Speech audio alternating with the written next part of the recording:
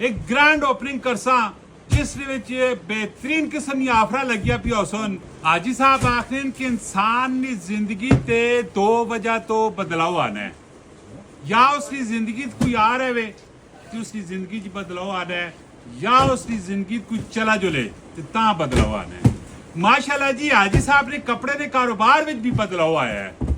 हाजी साहब ने कपड़े का कारोबार के इनके आ गए मेन जीटी रोड ने उत्ते इंपीरियल माल ना तना तुसा सुना पै जिथे लम्मिया लम्मिया गड्डियां खलोतियां होनियां, उसी जगह जी बेगम जी ना ब्रांड भी आ गया ते हाजी साहब ना भी ब्रांड आ गया और उसकी ओपनिंग की तैयारी भी होनी है। एक ग्रैंड ओपनिंग करसा जिस विच बेहतरीन किस्म दी आफरा लगिया पिया सन और तुसा मजा भी आसी और चस भी आसी।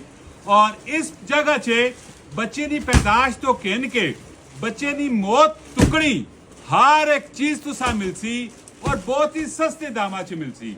उसकी वजह और रीजन ही वे कि क्योंकि इंपीरियल माल ना किराया कोई भी नहीं है और फिर उसके बाद बिजली ना बिल भी कोई भी नहीं है क्योंकि छत्ती उत्ते सोलर सिस्टम लगा हुआ है। ये जड़े मेन दो बेनिफिट होन, इस सारे बेनिफिट चाह के हाजी साहब आखन कि अवाम आ दो जदों ये बेनिफिट सारे तुसाली साइड च आसन तुसी खुश हो सो ते हाजी साहब ना दिल भी बाग बाग हो बिनसी। अगली वीडियो ना तुसी इंतजार करो जिस विच असीं ओपनिंग डेट ना ऐलान करसा।